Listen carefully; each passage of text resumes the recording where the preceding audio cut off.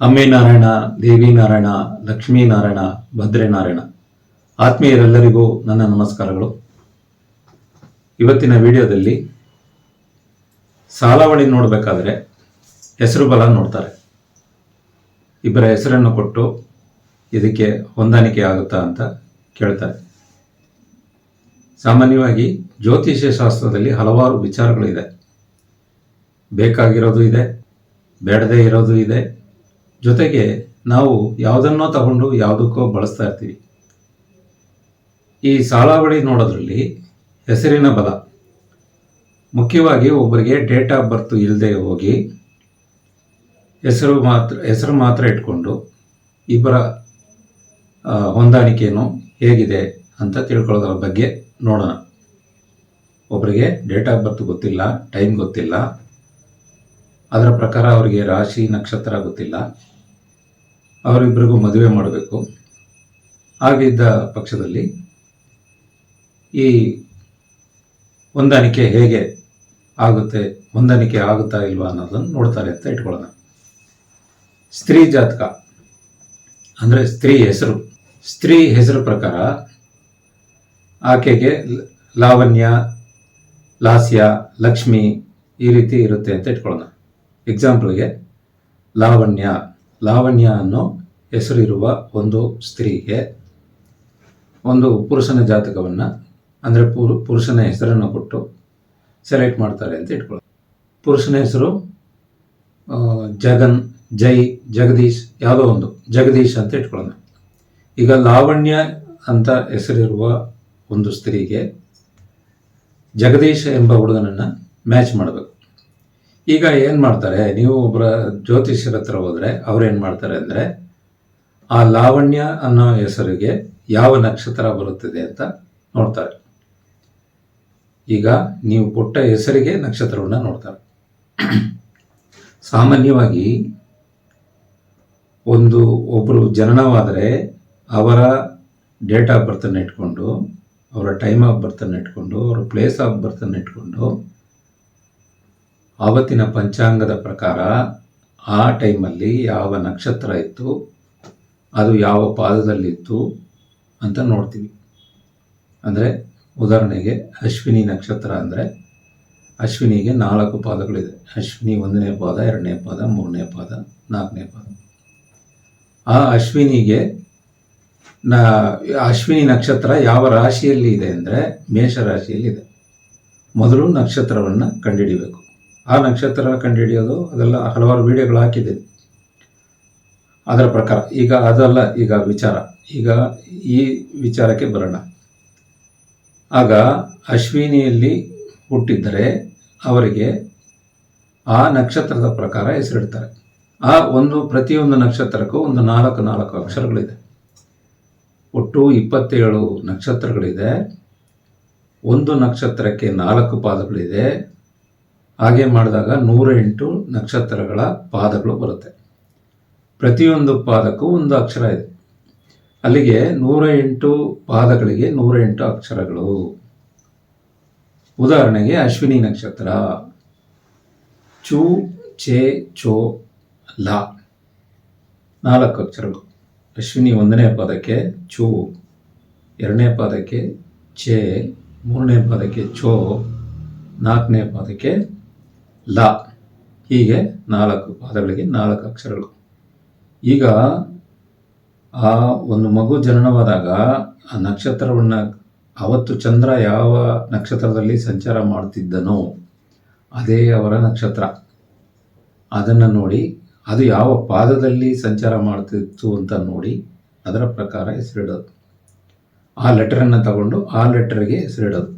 ಈಗ ಈ ಹುಡುಗಿಗೆ, ಈ ಸ್ತ್ರೀಗೆ, ಲಾವಣ್ಯ ಎಂಬ ಹೆಸರಿರುವ ಸ್ತ್ರೀಗೆ ಒಂದು ಹುಡುಗನನ್ನು ಮ್ಯಾಚ್ ಮಾಡಬೇಕು.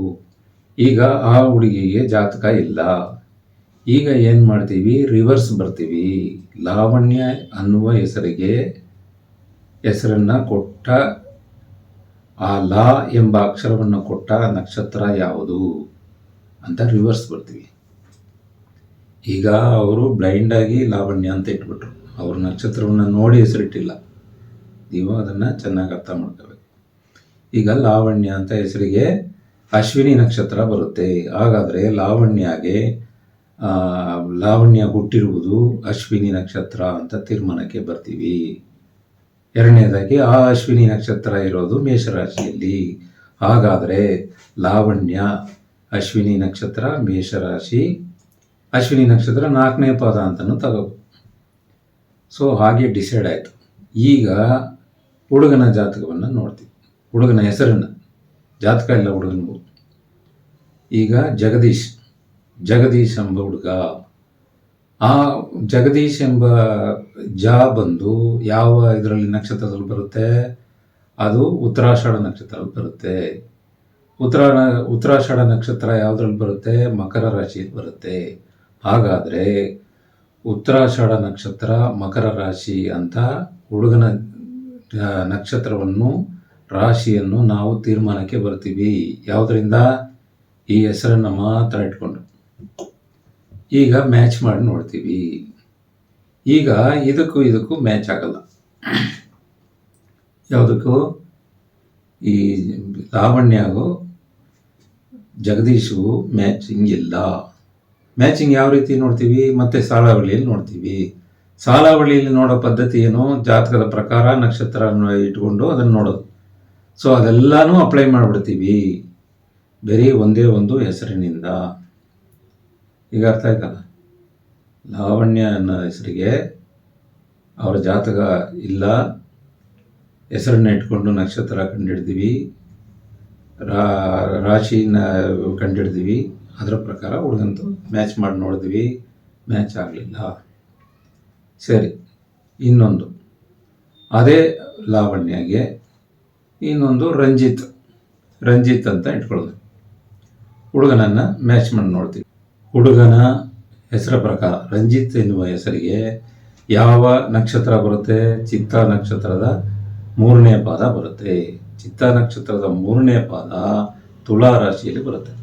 ಹಾಗಾದರೆ ಹುಡುಗನ ಹೆಸರಿನ ಪ್ರಕಾರ ಅವನಿಗೆ ಚಿತ್ತಾ ನಕ್ಷತ್ರ ತುಲಾ ರಾಶಿ ಅಂತ ಆಯಿತು. ಸೊ ಈಗ ಸ್ತ್ರೀ ಜಾತಕದ ಪ್ರಕಾರ, ಸ್ತ್ರೀ ಹೆಸರಿನ ಪ್ರಕಾರ ಮೇಷರಾಶಿ ಅಶ್ವಿನಿ ನಕ್ಷತ್ರಕ್ಕೆ ರಂಜಿತ್ ಅನ್ನುವ ಹುಡುಗ ಮ್ಯಾಚ್ ಆಗ್ತಾನೆ. ಅಂದರೆ ಚಿತ್ತಾ ನಕ್ಷತ್ರ 3ನೇ ಪಾದ ತುಲಾ ರಾಶಿ ಆಗಿರೋದ್ರಿಂದ ಈ ಹುಡುಗನಿಗೂ ಈ ಹುಡುಗಿಗೂ ಮ್ಯಾಚ್ ಆಗುತ್ತೆ. ಇದು ಹೆಸರಿನ ಪ್ರಕಾರ ಮ್ಯಾಚ್ ಮಾಡಿದ್ದು. ಒಂದು ವಿವಾಹ ಮಾಡಬೇಕಾದ್ರೆ ನಾವು ಎಷ್ಟೊಂದು ವಿಚಾರಗಳನ್ನು ಗಮನಿಸ್ತೀವಿ. ಅವರ ಎಜುಕೇಷನ್ನು, ಅವರ ಅಂದ ಚಂದ, ಅವರ ಬ್ಯಾಕ್ಗ್ರೌಂಡು, ಅವರ ಕ್ಯಾಸ್ಟು, ಮತ್ತು ಊರು ಎಲ್ಲ ನೋಡ್ತೀವಲ್ವಾ, ಕ್ಯಾರೆಕ್ಟರು ಎಲ್ಲ ನೋಡ್ತೀವಿ. ಕೆಲವು ಟೈಮಲ್ಲಿ ಕಾಂಪ್ರಮೈಸ್ ಆಗ್ತೀವಿ. ಬಡ ಹುಡುಗಿನ ಮದುವೆ ಆಗೋರು ಇರ್ತಾರೆ, ಬಡ ಹುಡುಗನನ್ನು ಮದುವೆ ಆಗೋರು ಇರ್ತಾರೆ, ಇಷ್ಟಪಟ್ಟು ಮದುವೆ ಆಗೋರು ಇರ್ತಾರೆ. ಎಲ್ಲ ಓಕೆ, ಎಷ್ಟೊಂದು ವಿಚಾರ ಇದೆ ನೋಡೋಕ್ಕೆ.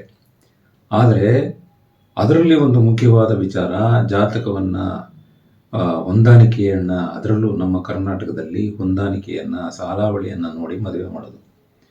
ಈ ವಿಚಾರದಲ್ಲಿ ಈಗ ನಾನು ಹೇಳಕ್ಕೆ ಬರ್ತಾ ಇರೋ ವಿಚಾರ, ಈ ಹೆಸರನ್ನು ಮಾತ್ರ ಇಟ್ಕೊಂಡು ಡೇಟ್ ಆಫ್ ಬರ್ತ್ ಇಲ್ಲದೆ ಈಗ ರಂಜಿತ್ ಅನ್ನೋ ಹುಡುಗ ಮ್ಯಾಚ್ ಆದರೂ ಜಗದೀಶ್ ಅನ್ನೋ ಹುಡುಗ ಮ್ಯಾಚ್ ಆಗಿಲ್ಲ. ಒಂದು ವೇಳೆ ನಿಜವಾದ ಜಾತಕದ ಪ್ರಕಾರ ಆ ಹುಡುಗಿ ಮೇಷರಾಶಿ ಎಳದೆ ಹೋಗಿದ್ರೆ ಏನಾಗುತ್ತೆ ಅಂದರೆ, ಒಂದು ಒಳ್ಳೆ ಹುಡುಗನ ಸಂಬಂಧ ನಿಮಗೆ ಮಿಸ್ ಆಗಿಬಿಡುತ್ತೆ. ಈಗ ಒಂದು ವೇಳೆ ಆ ಹುಡುಗಿ, ಆ ಸ್ತ್ರೀ ಹೆಸರಿನ ಪ್ರಕಾರ ಅಶ್ವಿನಿ ಆಯಿತು, ಹುಟ್ಟಿದ ಜಾತಕದ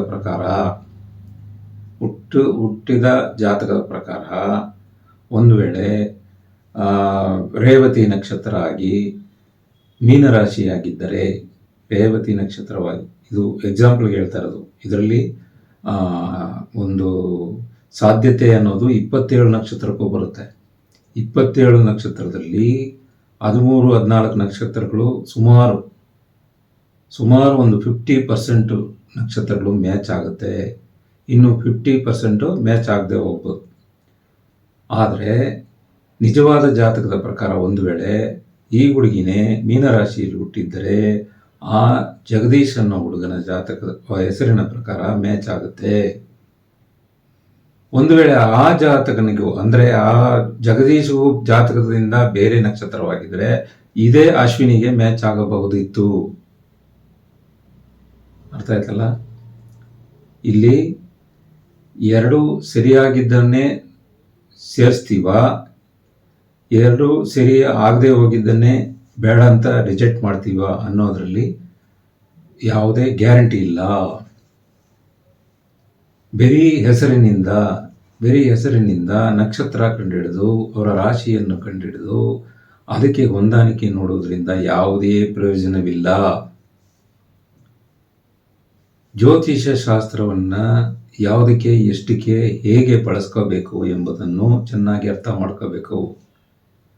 ಅದನ್ನು ನಾವೇ ತಪ್ಪಾಗಿ ಅದನ್ನು ಬಳಸ್ಕೊಂಡು ನಾವೇ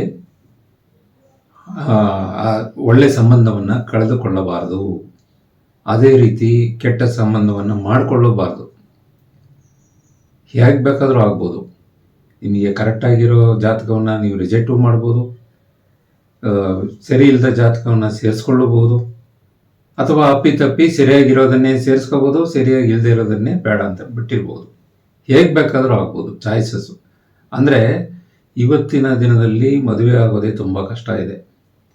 ಅದರಲ್ಲೂ ಜಾತಕ ಇದ್ದು ಅದರಲ್ಲಿ ಟೈಮಿಂಗ್ಸ್ ಕರೆಕ್ಟಾಗಿದ್ದು ಅದರ ಪ್ರಕಾರ ಜಾತಕ ನೋಡಿ ಅದರಲ್ಲಿ ಸರಿಯಾಗಿ ನೋಡಿ ಹೇಳೋರು, ಹೊಂದಾಣಿಕೆ ಮಾಡಿ ಸರಿಯಾಗಿ ಹೇಳುವ ಜ್ಯೋತಿಷರು ಸಿಕ್ಕಿ ಅವರು ಸರಿಯಾಗಿ ಹೇಳಿ ನೀವು ಮದುವೆ ಆಗೋದು ಅಂದರೆ ಎಷ್ಟು ಕಷ್ಟ ಇದೆ.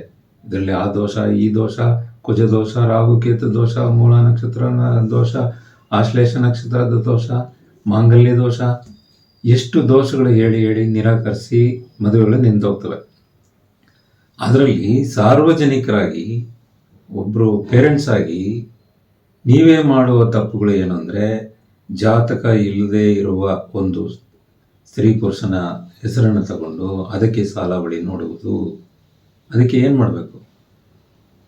ಜಾತಕ ಇಲ್ಲದೆ ಹೋದರೆ, date of birth, time of birth, place of birth ಸರಿಯಾಗಿ ಇಲ್ಲದೆ ಹೋದರೆ ಅವರಿಗೆ ಸಾಲಾವಳಿ ನೋಡುವ ಅವಶ್ಯಕತೆಯೇ ಇಲ್ಲ, ಬೇಡ. ನೀವು ಬೇರೆ ಎಲ್ಲ ವಿಚಾರಗಳನ್ನು ನೋಡ್ತಿರಲ್ಲ, ಜ್ಯೋತಿಷ್ಯ ಶಾಸ್ತ್ರವನ್ನು ನೋಡಿನೇ ಮದುವೆ ಆಗಬೇಕು ಅಂತ ಯಾವುದೇ ಕಂಪಲ್ಸರಿ ಇಲ್ಲ ಯಾವುದೇ. ಯಾಕೆ ಅಂದರೆ ನಿಮಗೆ ಸರಿಯಾಗಿ ಎಲ್ಲ ಮಾಹಿತಿ ಇಲ್ಲದೆ ಹೋದ್ಮೇಲೆ ನೀವು ಯಾಕೆ ಅದನ್ನು ಹೋಗಿ ನೋಡ್ತೀರಾ? ಇಲ್ಲಿ ಏನಾಗ್ಬಿಟ್ಟಿದೆ, ಎಲ್ರಿಗೂ ಎಲ್ಲ ರೀತಿಯಲ್ಲೂ ಸಮಾಧಾನವಾಗಿ ಆಗಬೇಕು, ಎಲ್ಲ ರೀತಿಯಲ್ಲೂ ಪರ್ಫೆಕ್ಟ್ ಆಗಿರಬೇಕು.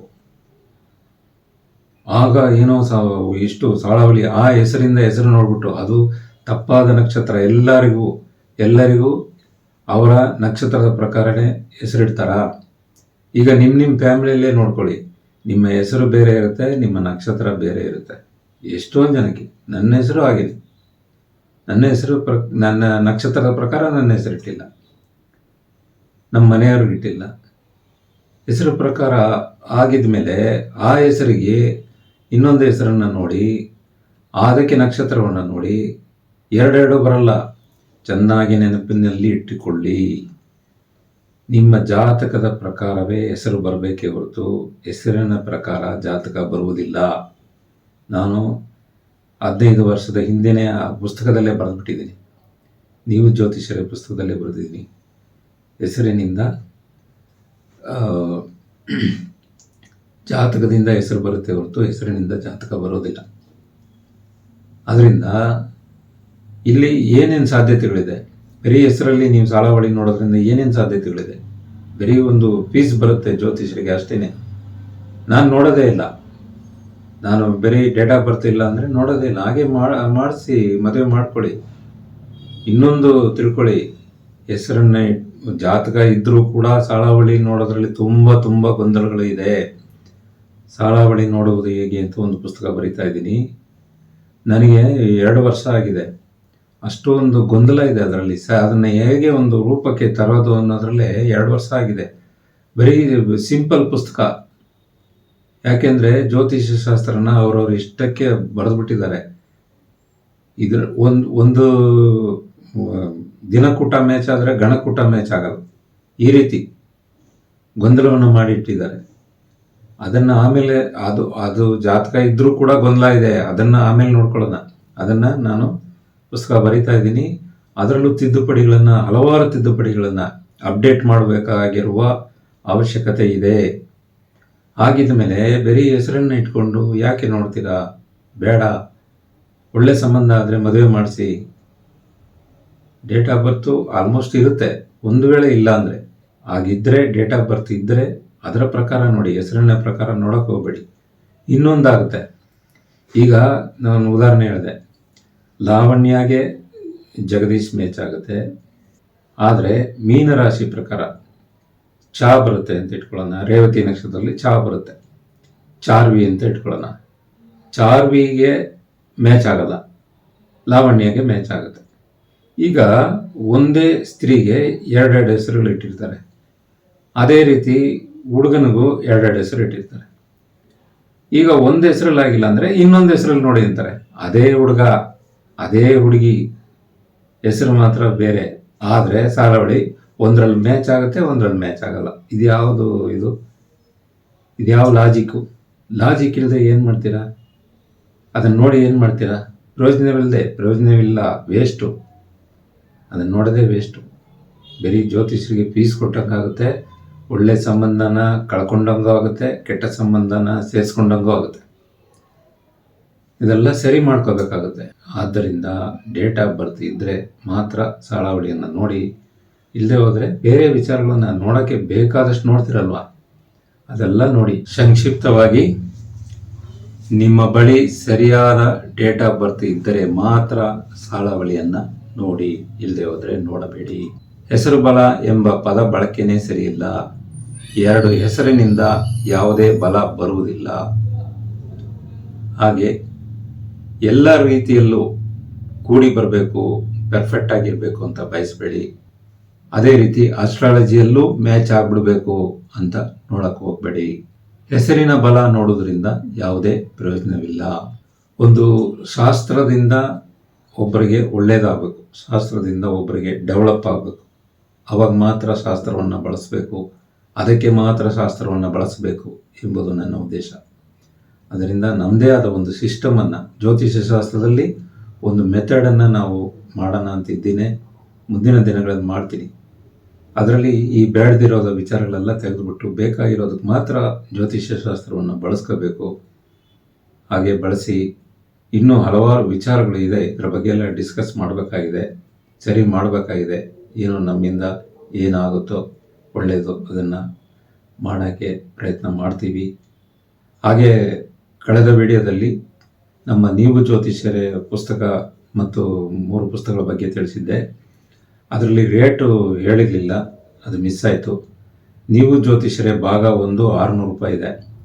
2015ರಲ್ಲಿ ಪ್ರಿಂಟ್ ಆಗಿ ಆಗ 450-500 ಅಂತ ಕೊಡ್ತಾ ಇದ್ದೆ. ಫಸ್ಟ್ ಫಿಕ್ಸ್ ಮಾಡಿದೆ 600 ಆಮೇಲೆ 18ರಲ್ಲಿ ಸೆಕೆಂಡ್ ಪ್ರಿಂಟ್ ಆದಾಗ ಅದರಲ್ಲಿ ಬೆಲೆನೇ ಹಾಕ್ಬಿಟ್ಟಿದ್ದೀನಿ 600 ಅಂತ. ಆಮೇಲೆ 700 ಆಯಿತು. ಇನ್ನೂ ಈಗ ಸುಮಾರು 11 ವರ್ಷದಿಂದ 600 ಬೆಲೆಯಲ್ಲೇ ಇದೆ.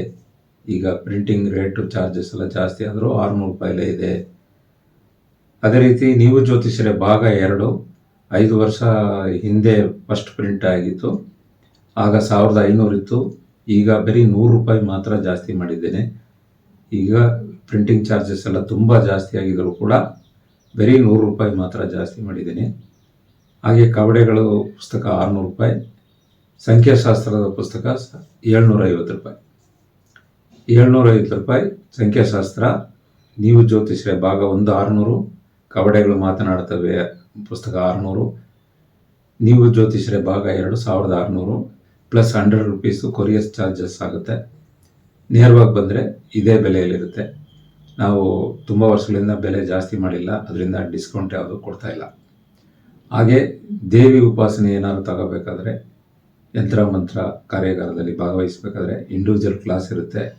ನೀವು ಯಾವಾಗ ಬೇಕಾದ್ರೂ ಸಂಪರ್ಕ ಮಾಡಿ ಶುಕ್ಲ ಪಕ್ಷದಲ್ಲಿ ಶುಕ್ರವಾರದ ಒಂದು ಫಿಕ್ಸ್ ಮಾಡಿಕೊಂಡು ಜಾಯಿನ್ ಆಗ್ಬೋದು. ಅದರಲ್ಲಿ ಅಡ್ವಾನ್ಸ್ ಕ್ಲಾಸ್ ಕೂಡ ಇದೆ. ನಮ್ಮ ಜ್ಯೋತಿಷ್ಯ ಶಾಸ್ತ್ರದ ಹಲವಾರು ಕಾರ್ಯಾಗಾರಗಳು ರೆಕಾರ್ಡೆಡ್ ವಿಡಿಯೋ ಇದೆ. Basic class, higher class, advance class, ನಕ್ಷತ್ರ ಮತ್ತು ಪರಿಹಾರ. ಇದು ಒಂದು ಕೋರ್ಸ್ ಆಗಿ ಸೆಟ್ ಆಗೂ ಇದೆ. ಸಪ್ರೇಟಾಗಿ ಬೇಕಾದ್ರೂ ತಗೋಬೋದು. ಬೇಸಿಕ್ ಕ್ಲಾಸು ಬರೀ 3,000 ರೂಪಾಯಿಂದ ಸ್ಟಾರ್ಟ್ ಆಗುತ್ತೆ. ಹಾಗೆ ಕವಡೆಗಳು ಬೇಕಾದರೂ ತಗೋಬೋದು. ಸಿದ್ಧಿ ಮಾಡಿದ, ಪೂಜೆ ಮಾಡಿದ 115 ಕವಡೆಗಳು ಸಿಗುತ್ತೆ. ಅದರದ್ದು ವಿಡಿಯೋ ಬೇಕಾದ್ರೂ ಸಿಗುತ್ತೆ. ತಾಂಬೂಲ ಶಾಸ್ತ್ರದ ಕಾರ್ಯಾಗಾರ ರೆಕಾರ್ಡೆಡ್ ವಿಡಿಯೋ ಇದೆ, ಅದನ್ನು ಬೇಕಾದ್ರೂ ತಗೋಬೋದು. ಕನ್ಸಲ್ಟಿಂಗ್ ಬೇಕಾದರೆ ಕಾಲ್ ಮಾಡಿ ಮೊದಲೇ ಅಪಾಯಿಂಟ್ಮೆಂಟ್ ತಗೊಂಡು ನೇರವಾಗಿ ಬರ್ಬೋದು, ಫೋನಲ್ಲಿ ತಿಳ್ಕೊಬೋದು. ಹಾಗೆ ನೀವು ಇನ್ನೂ ನಮ್ಮ ಚಾನಲ್ಗೆ ಸಬ್ಸ್ಕ್ರೈಬರ್ ಆಗದೆ ಹೋಗಿದ್ದರೆ ಈ ಕೂಡಲೇ ಸಬ್ಸ್ಕ್ರೈಬರ್ ಆಗಿ, ಲೈಕ್ ಮಾಡಿ, ಕಮೆಂಟ್ ಮಾಡಿ, ಶೇರ್ ಮಾಡಿ. ಮುಂದಿನ ವಿಡಿಯೋದಲ್ಲಿ ಹಲವಾರು ವಿಚಾರಗಳನ್ನು ನೋಡೋಣ. ನಿಮಗೂ ನಿಮ್ಮ ಕುಟುಂಬಕ್ಕೂ ಭಗವತಿ ದೇವಿ, ನಿಮ್ಮ ಮನೆ ದೇವರು, ನಿಮ್ಮ ಇಷ್ಟ ದೇವರು ಸಂಪೂರ್ಣವಾಗಿ ಅನುಗ್ರಹಿಸಲಿ ಎಂದು ಆಶೀರ್ವದಿಸುತ್ತಾ ಎಲ್ಲರಿಗೂ ಒಳ್ಳೆಯದಾಗಲಿ. ನಮಸ್ಕಾರ.